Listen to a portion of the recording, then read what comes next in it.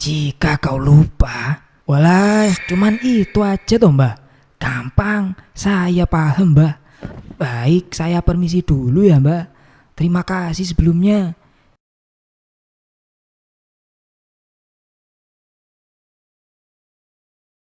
Di sebuah kota kecil yang mulai ramai oleh hiruk-pikuk dunia digital, masih berdiri sebuah warung sederhana milik pasangan suami istri, Yanto dan Sari. Warung lalapan mereka sudah lama menjadi tempat singgah favorit warga sekitar. Setiap pagi selalu penuh tawa dan aroma ayam goreng yang menggoda. Tapi hari itu menjadi awal perubahan besar ketika kabar tentang pesaing baru yang mulai terdengar. Alhamdulillah, hari ini ramai sekali ya dek. Iya Bapak, alhamdulillah. Pak Yanto, lalapan satu dong. Weh, pas banget ini ada Mas Bayu. Dan lauknya tinggal paha aja, nggak apa-apa mas. Wih, laris manis ya Pak. Iya nih, alhamdulillah mas. Ya udah Pak, paha satu aja nggak apa-apa. Makan di sini aja ya Pak. Siap mas, sebentar ya, saya gorengkan dulu. Mas Bayu, mau minum apa Mas? Es teh manis aja Bu Sari. Enggak Mas, siap. Ini mas, spesial paha ayam kampungnya. Wah, harganya jadi naik dong Pak ini. Gak usah mas, berhubung Mas Bayu ini pelanggan setia, jadi saya kasih yang spesial. Wah, terima kasih banyak loh Pak. Pak Yanto udah lihat dan denger belum? Itu di samping katanya ada yang ingin bangun warung lalapan juga. Masih tahap dicat tuh rukonya. Oh iya Mas, alhamdulillah kalau gitu. Loh, kok alhamdulillah sih bu? Itu malah jadi bencana buat kita, malah nambah saingan. Astagfirullah, gak boleh gitu Bapak. Iya Pak Yanto, tenang aja, rezeki nggak akan kemana kok. Dan pastinya orang kampung di sini sudah jatuh hati sama warung lalapan Pak Yanto. Bisa aja kamu Mas Bayu. Tadi saya cuma bercanda aja kok. Pak Yanto bercandanya kayak serius. Jadi takut saya. Lah iya, Bapak ini ada-ada saja. Ya udah Pak Yanto, Bu Sari, saya izin pamit dulu ya. Jadi berapa ini tadi? Paha sama es teh. Jadi 20.000 aja Mas Bayu. Terima kasih Pak. Assalamualaikum. Tak jauh dari sana, sebuah warung baru milik Pak Hendra resmi dibuka. Dengan bangunan yang lebih megah, promosi di mana-mana, dan diskon besar-besaran. Pelanggan pun berbondong-bondong datang. Suasana meriah seolah menjadi pertanda kemunculan kekuatan baru yang siap menggoyangkan ketenangan Yanto dan Sari. Alhamdulillah, sudah buka warungnya. Semoga berkah dan laris manis. Amin. Alhamdulillah Pak, grand openingnya berjalan dengan lancar. Dengan promo diskon hari ini. Iya Nat, semoga laris manis terus ya. Dan bisa bertahan. Saya minta tolong kamu handle full ya untuk di warung ini. Mungkin lusa saya akan ketemu investor lagi untuk membuka cabang di daerah lain. Wah, siap Pak. Saya akan berusaha semaksimal mungkin demi kelancaran warung ini. Oh iya, itu warung lalapan Pak Yanto dari dulu sudah ada ya di sini. Kamu kan tinggal di daerah sini ya? Bener Pak, itu warung Pak Yanto sudah dulu ada. Apa gak takut kalah saing ya Pak? Sementara warung lalapan Pak Yanto itu sudah lama berdirinya. Mohon maaf ya Pak kalau lancang. Hahaha. Rezeki itu sudah ada yang ngatur Nat. Jadi jangan khawatir. Lagian ini adalah bentuk strategi kalau dalam bisnis membuka usaha yang sudah valid ramai. Oh gitu ya Pak. Ilmu saya belum sampai sana sih. Maklum, tamatan SMA saja aku Pak. Oh iya, nggak apa-apa. Saya tidak bermaksud yang gimana-gimana ya. Saya justru bangga sama kamu. Walaupun kamu tamatan SMA, masih bisa bekerja keras demi membantu keluarga. Terima kasih ya Pak. Ya udah saya lanjut kerja dulu ya Pak. Oke Nat, terima kasih banyak ya. Keesokan harinya, warung Yanto mulai kehilangan cahayanya. Meja-meja yang biasanya penuh kini kosong, kipas berdebu, dan sisa ayam goreng menunggu tanpa pembeli. Yanto mulai gelisah, ketakutan akan masa depan perlahan merayap di wajahnya. Aduh, hari ini masih sepi aja ya, Bu. Iya Pak, mungkin pelanggan kita juga penasaran sama warung sebelah yang baru buka itu. Emang sialan. Kenapa dia harus buka di daerah kita sih? Gak menghargai banget. Apa Bapak labrak aja ya, Bu? Astagfirullah Bapak, gak boleh gitu. Mereka juga usaha dan pastinya juga ada izin dan lain sebagainya kok. Malahan Bapak kalau ngelabrak konteksnya gak jelas loh, bisa dipenjara juga. Bener juga ya, Bu. Tapi mau sampai kapan kita seperti ini? Mana sayur sudah mulai layu. Sudah gak apa-apa Pak, mari kita berdoa aja agar warung kita laris lagi ya. Iya, Bu, makasih ya. Iya Pak, sama-sama. Kemarin Ibu lihat itu mereka juga promosiin ke media sosial dan banner diskon gitu, gratis ST. Oh, ya itu paling. Ya udah, kita tunggu aja. Seminggu kemudian ya, Bu. Tabungan kita masih aman kan ya? Masih aman banget kok Pak, alhamdulillah. Sesama pedagang harus saling menghormati. Pasti ada titik cerahnya kok Pak, sabar ya. Hari berganti minggu, tapi warung Pak Yanto tak kunjung ramai lagi. Ia terus menunggu pelanggan yang tak pernah datang. Sementara di seberang sana, tawa pelanggan warung Hendra terus terdengar riuh. Perlahan keputusasaan mulai menutupi doa dan kesabaran yang dulu dimilikinya. Aduh, sudah seminggu ini, Bu. Warung kita kok masih sepi ya? Pelanggan jadi lari semua ke warung lalapan Hendra sialan itu. Iya nih Pak, apa aku coba jualan online aja ya sambil bantu dikit-dikit gitu? Halah, Bu. Ngerti apa kamu tentang jualan online? Kita itu sudah gaptek. Sabar ya Pak. Kata ibu-ibu mereka juga jualan secara online, makanya banyak sekali yang pesan online dan ojek online yang ngantri. Teknologi emang ngerepotin, menindas rakyat kecil. Kalau begini terus, kita nggak bisa ngirim uang bulanan ke Aulia di kampus, Bu. Terus gimana Pak? Ibu juga bingung. Bapak harus bertindak ini. Iya Pak, gimana ya caranya? Bapak coba tanya Bayu dulu lah. Biasanya dia lagi ngopi di warung kopi deket sini. Kan dia anak muda. Barangkali bisa bantu untuk jualan online makanan. Oh iya Pak, bener itu. Biasanya Mas Bayu juga main HP dan laptop. Apalagi dia anak kampus juga. Mumpung lagi libur juga dia. Ya udah, Bapak kesana dulu ya, Bu. Assalamualaikum. Iya Pak, waalaikumsalam. Dalam kegelisahannya, Yanto mencari tempat bernaung. Hingga langkahnya membawanya ke sebuah warung kopi kecil. Di sanalah ia bertemu Bayu, seorang pemuda kampus yang kerap ia ajak bicara. Yanto berharap dari obrolan santai itu ada secerah harapan yang bisa menyalakan kembali rezekinya yang padam. Assalamualaikum Mas Bayu. Waalaikumsalam. Pak Yanto, kok tumben kesini Pak? Sebentar ya Pak, tinggal dikit ini. Iya Mas Bayu, dilanjutin dulu aja. Saya pesen dulu ya. Mbak, kopi hitam 1 ya. Gih Pak. Ayo, pus. Jangan nyerah. Itu MM-nya bro, ya ampun.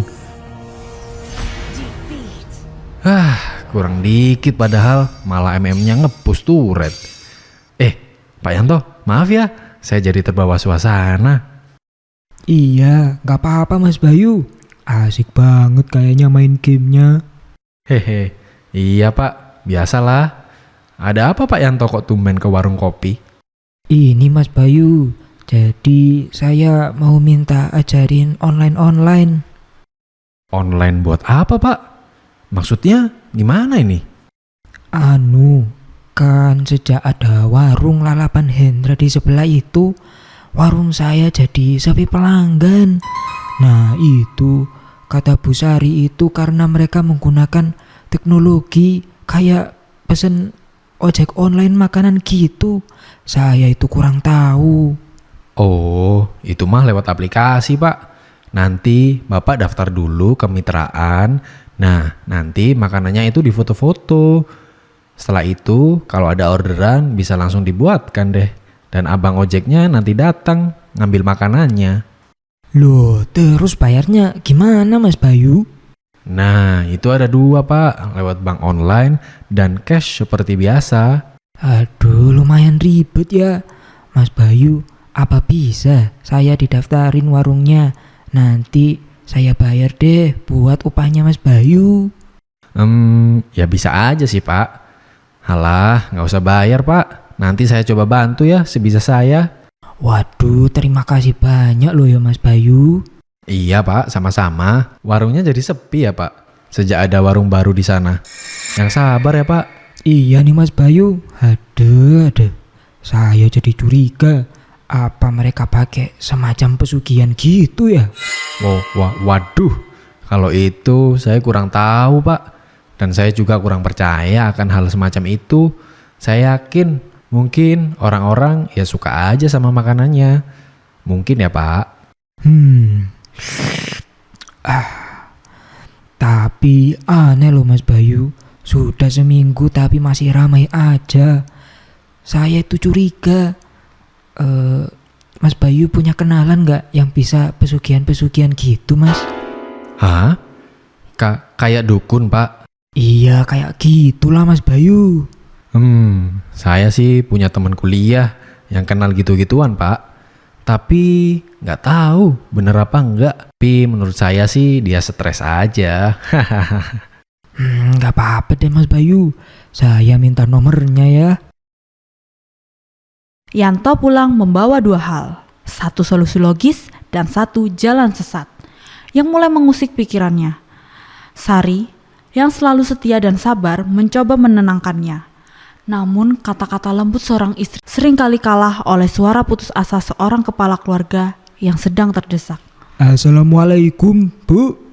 Waalaikumsalam Pak, gimana tadi sama Mas Bayu?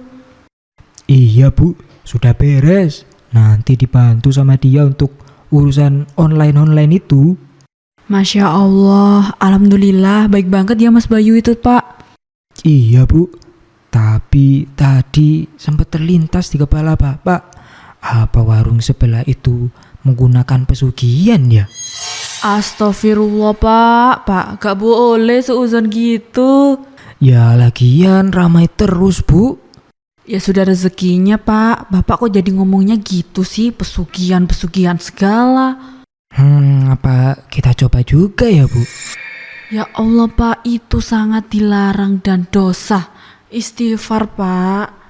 Ya kalau kita nggak nyoba, gimana mau maju ini Bu warungnya? Pak, itu kan sudah dibantu sama Mas Bayu untuk urusan online. Insya Allah bisa bersaing lagi kok Pak. Ya tapi kan kalau kita pakai pesugihan makin double pendapatannya. Lagian Bapak tadi sudah dapat nomor buat dukunnya. Pak, sadar Pak, jangan main gitu-gituan. Itu artinya Bapak tidak percaya bahwa Allah akan menolong kita. Aduh, Bapak percaya Bu, tapi mau sampai kapan?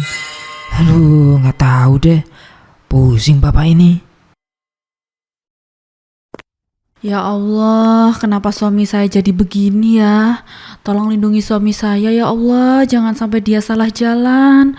Tuntunlah ke jalan yang benar ya Allah. Malam itu, Yanto tak bisa memejamkan mata. Gelisah, kecewa, dan gengsi bercampur jadi satu.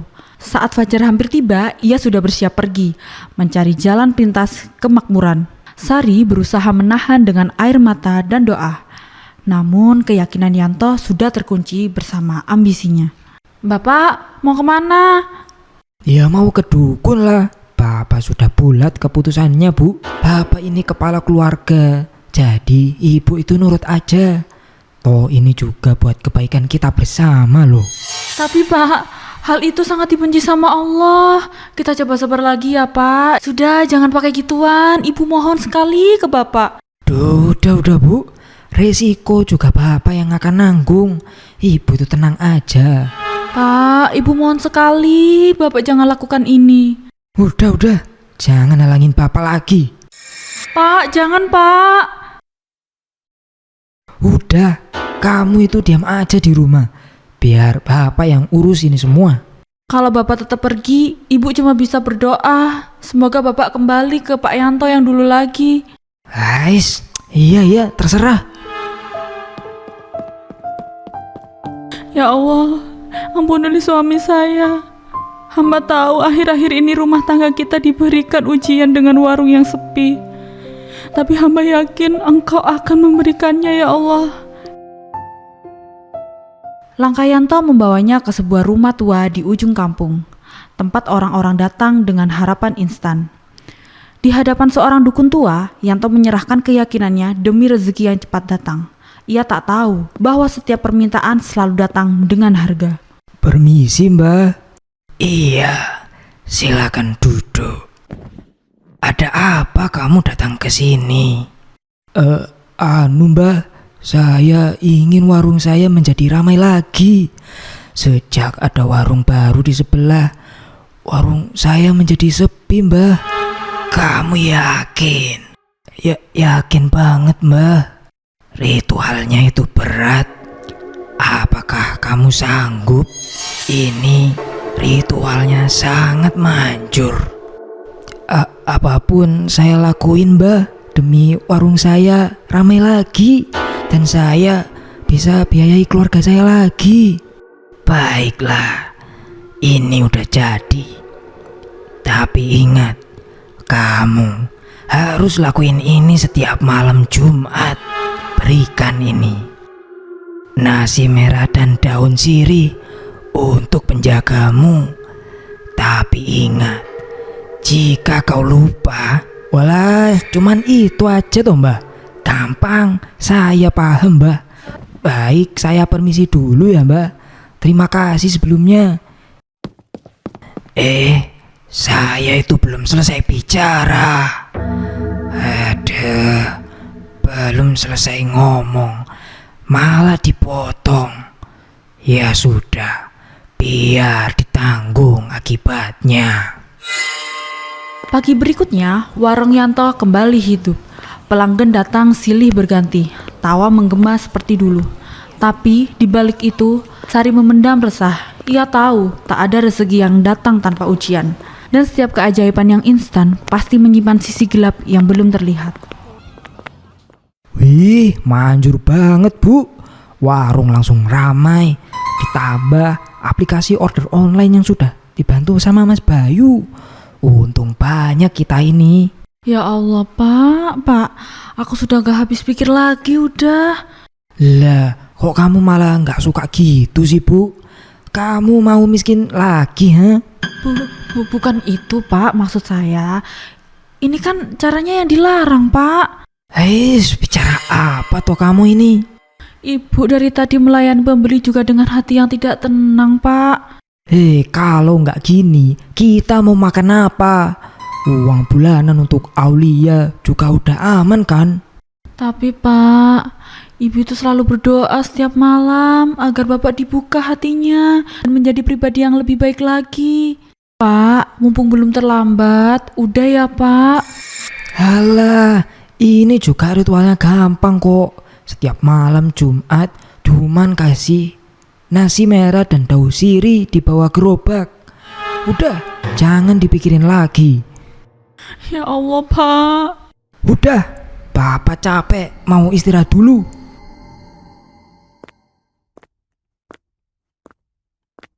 Sementara itu di warung Hendra suasana berbalik. Pelanggan menghilang seolah disapu angin.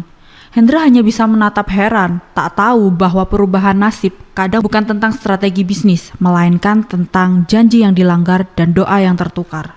Ini kenapa warung kita jadi sepi ya? Satu pun gak ada yang beli. Iya ya Pak, tiba-tiba juga warung Pak Yanto kembali ramai. Mungkin dia pakai pesugihan Pak. Us, gak boleh ngomong sembarangan. Ya sudah, gak apa-apa. Mungkin belum rezeki aja hari ini. Gak apa-apa Nat, kita sabar aja ya. Maaf Pak, karena kampung sini terkenal dengan pesugihannya. Walah, gitu ya. Ya udah, santai aja Nat. Tuhan pasti membantu kok. Pasti warung ini akan ramai lagi. Entah besok, lusa, bahkan minggu depan. Tenang aja, gajianmu masih aman kok.